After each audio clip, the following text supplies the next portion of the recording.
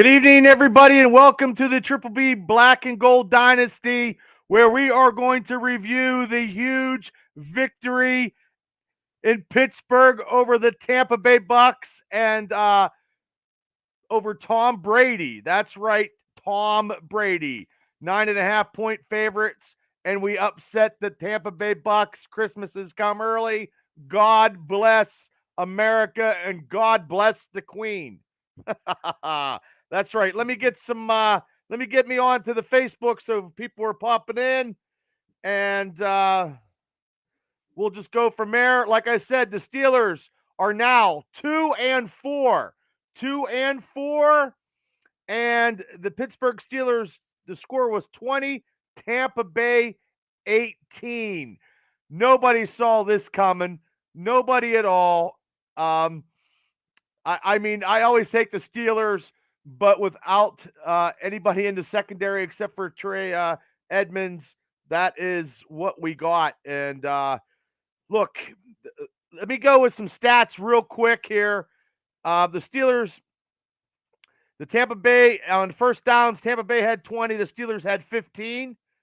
The Tampa Bay Bucks total plays was 68. The Steelers were 61. Tampa Bay had a total yards of 304 to the Steelers 270. Okay. The yards per play where Tampa Bay was 4.5. Pittsburgh was 4.4. Hey, Scotty DeGastro, Brock Brewer, thanks for tuning in. Love that Scotty says, can we do it again? I sure hope so.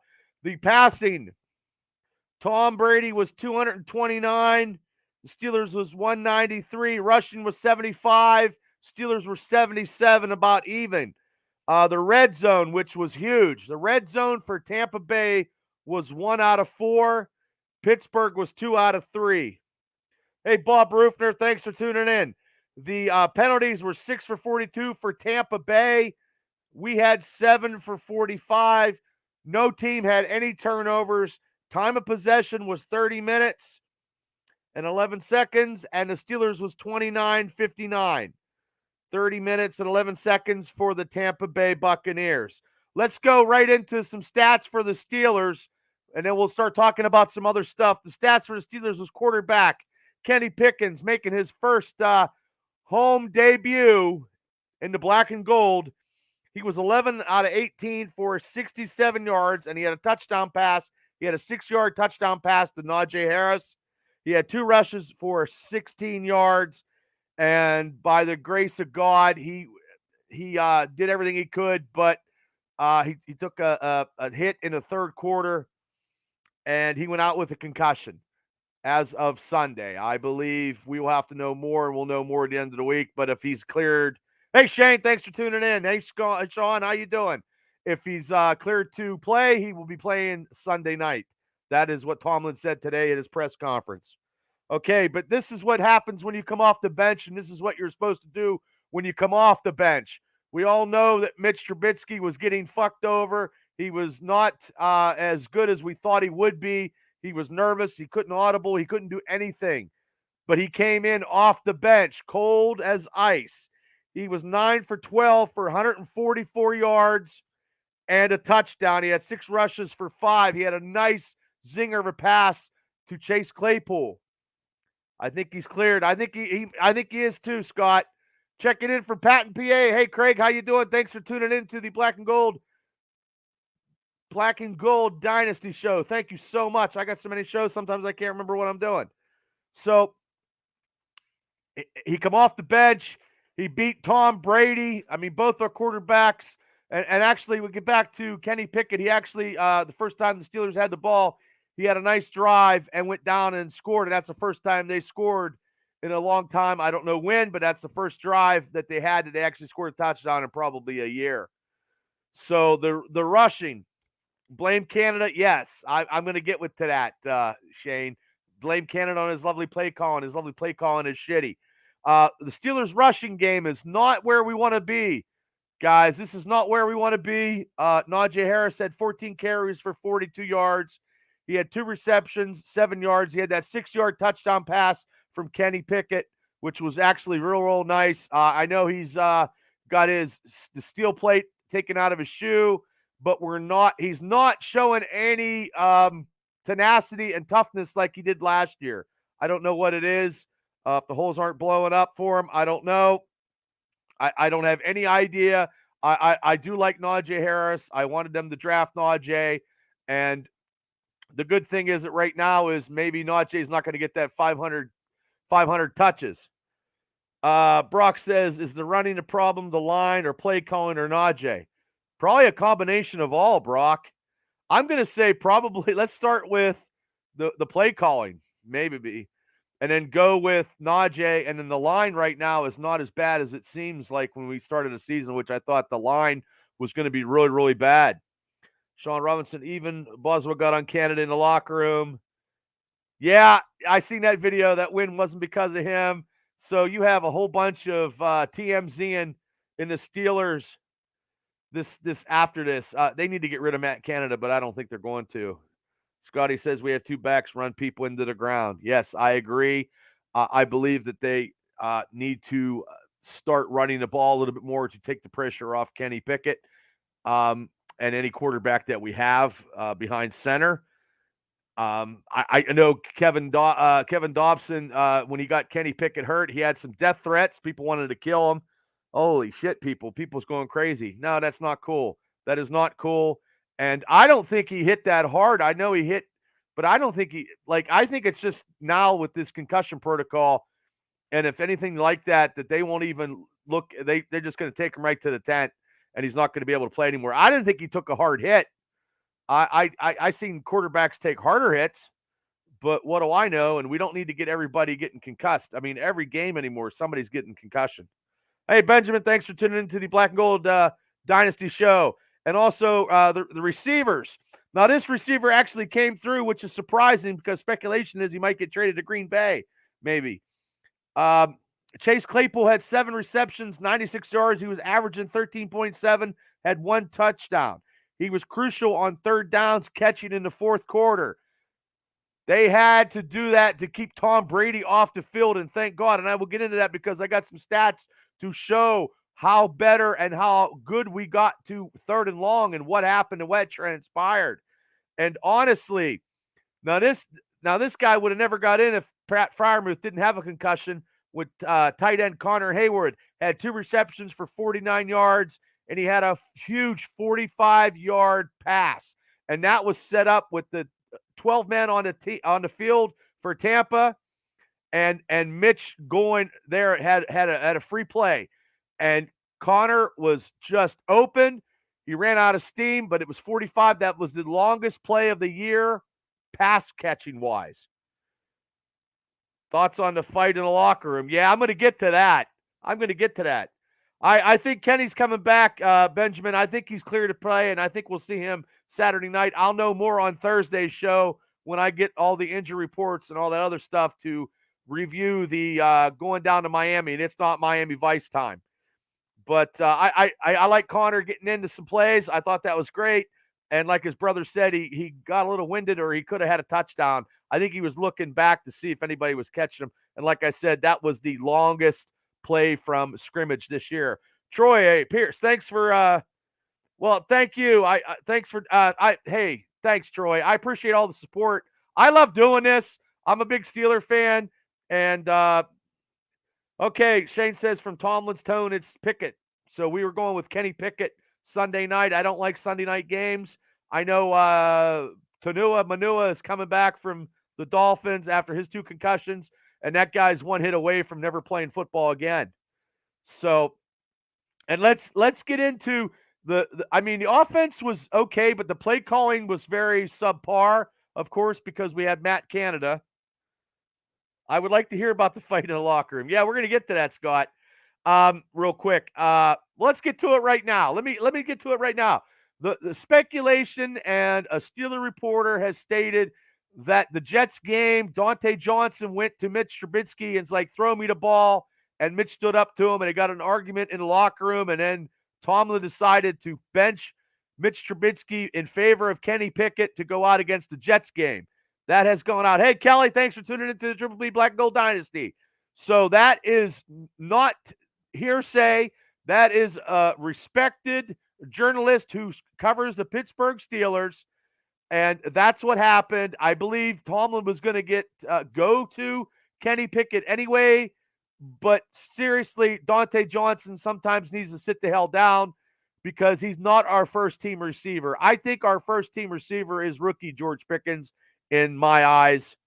Hey, Ryan, as a Ravens fan, I was sad to see Kenny go down. Mitch seemed to take control of the offense. Yeah, and you guys just signed Deshaun Jackson to your practice squad. I just seen that. And when we go against you guys, Steeler Raven games or Clash of the Titans. And that's going to be coming up here in the next couple months. They're saving that for the end of the season. So I just don't know. There's a lot of TMZ in the Steelers locker room. I've never seen this before. And like somebody said, I seen the video of Boz, saying, "Hey, you didn't do anything, Canada." You can hear him on the video.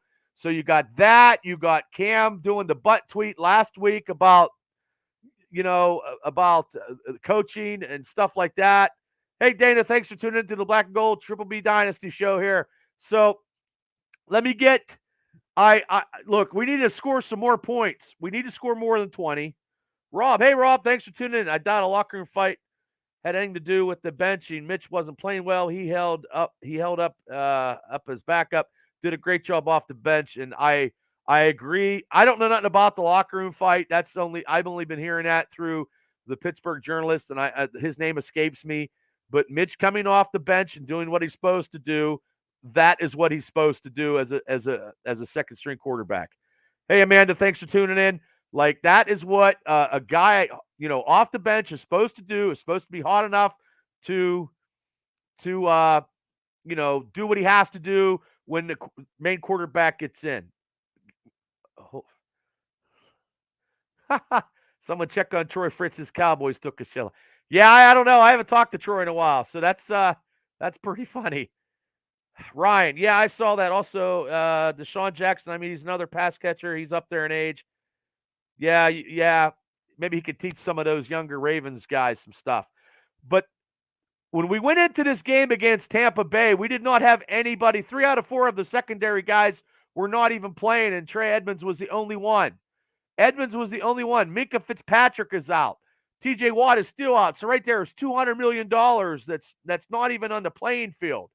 So, but I want to say about the Steeler defense with Tom Brady, when you have to fight and figure out some kind of whatever you have to do, whatever the coaches had to do, they had to, and Brian Flores must have been, part of that talk because he had to deal with Tom Brady when he was with, Miami facing the Patriots. Benjamin says they're going to go to the wild card.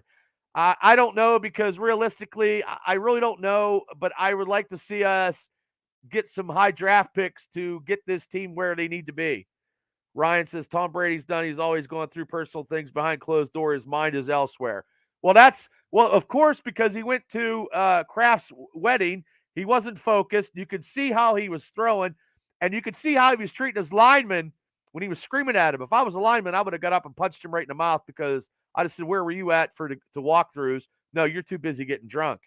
Scotty the gas driver. We got 2 good quarterbacks, running backs who need to benefit us.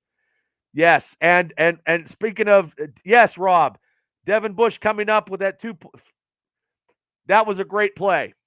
That was a great play because that would have tied the game at 2020. And if we didn't get like these first downs on this series, anytime with Tom Brady, even if there's 10 seconds, is not good for the Steelers and not good for us as Steeler fans. So going to Robert's wedding just shows how much he does care. He didn't care. But the Steelers defense, the defensive line, to have, Loudermilk come in, everybody was fresh. Cam Hayward had a great game. I tell you who had a better game was Larry Obajobi. They were getting pressure on Tom Brady up front. They had 2 sacks. Cam Hayward had a sack, and Highsmith had a sack, and Highsmith is leading the NFL with 6 sacks. 6 or 6.5. Troy wins this weekend 24-17. We got a lot of our defense coming back, so hopefully we contain Heel and Waddle.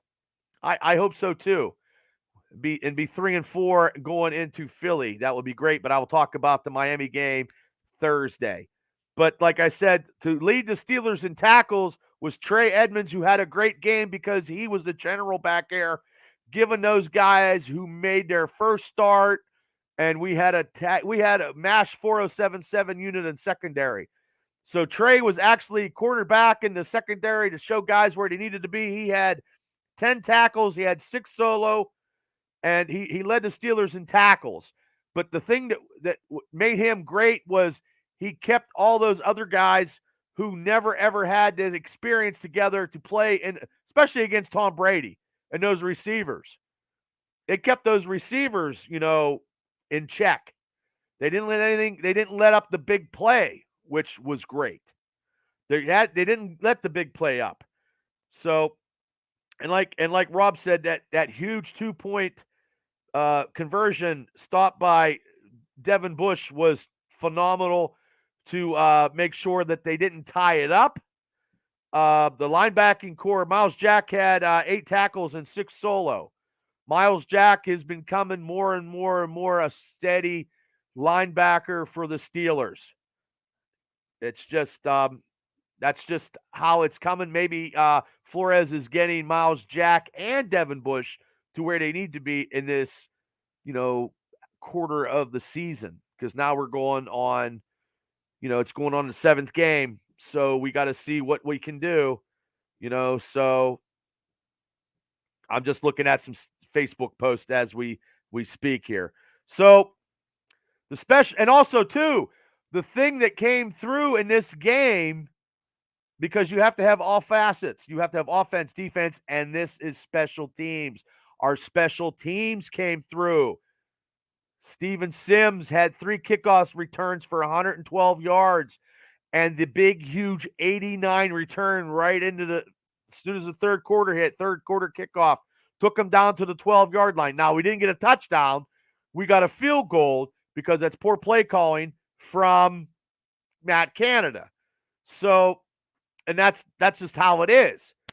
But also, too, he had 3 punts, and he had a 23-yard for his longest punt return. So, no, he had 3 yards. Yeah, the longest punt was 24.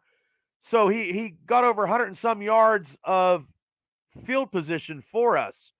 And Boswell was 2 out of 2 for field goals, and his longest was 55 yards. So, and then Harvin had 5 punts, averaging 44.2, and his longest was 53. So our Scott says our O-line needs to lead the way. No penalties, takeaways. Yeah, we had no turnovers. We need to get a couple of offensive linemen. I think Kevin Dobson, so he doesn't get some penalties. And those are drive killers when the offensive line is either holding on a big long play, which has happened this whole season. We need to check them. So, I mean, the defense got us to where we needed to go against Tom Brady. We got 20 points. I wish we could get some more. The Tampa Bay, Brady was 25 for 40. I think I said it was 220. He's 243 and a touchdown. And the Steelers defense held Leonard Fournette into 63 yards with 21 rushes. He had 6 receptions for 38 yards and a touchdown. And receiver Godwin had 6 receptions for 95 yards. Mike Evans had 4 receptions for 42 yards. They kept Evans in check, the Steeler D did. So that's a big, giant plus. And the defense had 2 sacks for Tampa Bay. And like I said, they the ones put Kenny into a concussion. Now, let me give you some stats against the Steelers defense. Brady was 62.5 in his completion. That was the second lowest against the Steelers in his career. His 243 yards passing was the third lowest against the Steelers in his career. His 87.3 passing rating was the third lowest against the Steelers in his career. 6.08 yards per attempt was the second lowest against the Steelers in his career. Held to a touchdown or less just in the 4th time in his career against the Steelers. So this Steeler defense, I don't know if he was partying too much with fucking Kraft on Saturday night, But this was not a career-setting thing by Tom Brady, and thank God, because our secondary and all the injuries we have on defense, those guys played good. Jackson, Norwood, guys that I don't even know that they got off the practice squad. Hey, Jason, thanks for tuning in to the Triple B Black and Gold Dynasty show. I'm very ecstatic. Look, when you beat Tom Brady, no matter what you have on the field, and you beat Tom Brady, it showed because they were getting pressure up front and him screaming to his linemen, on the sidelines. They were getting to him, and he couldn't. His arm just didn't seem like he didn't have any arm strength. He looked like Ben did last year, but they were throwing him he was throwing him in the dirt. Like I said, like James St. Pierre, Edmonds, Josh Jackson, Trey Norwood, that whole secondary did a hell of a nice job containing Tom Brady and that offense of the Tampa Bay Bucks. We were scared. Like when Minka went out, it was 8, and then it went up to 9.5, maybe 10. So it was, it was crazy. So that's what we're now get this. Now get this. The Steelers, who don't convert on third downs, and especially third downs that are long third downs, the Steelers had 3 pass conversions on third and more than 13 yards. That's right. They converted 3 of them, 3 and 13 plus. They converted 3 and 13 to Pickens for a 14-yard gain. They completed 3rd and 15 to Claypool for a 17-yard gain, and 3rd and 15 to Claypool for 16 yards. That is unlike a Steeler team this year, converting on these long third downs, which they need to shorten them down, but I'll take it, and I know you guys will too. That fourth quarter, Claypool was having a great game. He had a great game. It was his breakthrough game of the season. Can he still keep doing this, though? That's what I want to see. Those were Mitch plays, Shane says. And I think Mitch went in there with no pressure. He got the audible. He was staying in the pocket. He wasn't rolling out. And he threw with velocity. I mean, that touchdown to Chase Claypool was a fucking zinger. That was a zinger. And that was the first time since 94 that those stats were tracked about the 3 over third downs. And Steven Sims' 89-yard kickoff return was the longest since 2017. And I think Gunner, they'll be trading him or releasing him. Scott says, open up at Miami over the middle, everything. Yes. And they were throwing over the middle too. But also, too, the Steelers' defense was stopping the middle because you know why? They didn't have Gronk. If they had Gronk would have fucking did some damage because Gronk was something as a tight end for Tampa Bay and with New England. Gronk was a hell of a tight end, and he was a Steeler killer also. So I'm hoping, thank God that didn't happen. So Chris Boswell, I'm going to give you a couple other stats. Chris Boswell has 22 career field goals of 50 plus. All other kickers in Steelers history has a combined of 26. A combined of 26. He's already got 22. Chris Boswell's having a phenomenal year, except for a couple of those misses. Hey, Mike Sprinkle, how you doing? So welcome to the Triple B Black and Gold Dynasty, where we're reviewing the Tampa Bay loss by the Pittsburgh Steelers, the last time that I hopefully ever face Tom Brady, because the last 2 times that Tom Brady has faced the Pittsburgh Steelers, he's 0-2 as a New England Patriot and as a Tampa Bay Buccaneer. So, and the play of the game was also Devin Bush stopping that 2-point conversion. They need me for the front. Yeah. I don't know, Scott, maybe. But if we get people coming back, TJ comes back, that Malik Reed got some pressure. He almost got a sack. Reed has to Robinson was getting some plays on defense. They were using some people that they haven't used all season. Chris Wormley had a big stop, so everybody was fresh. Cam Hayward wasn't running down the field. He was giving pressure, and that's what they needed to get the pressure on Tom Brady, because once Tom Brady gets pressure, he just cowers like a little bitch. That's true. So, and I appreciate you guys for all tuning in to this, Triple B Black and Gold Dynasty review of the Tampa Bay game. And I got some players for the Triple B players of the game. Like I could say Devin Bush with that, stopping the 2-point conversion on defense, playing a little better.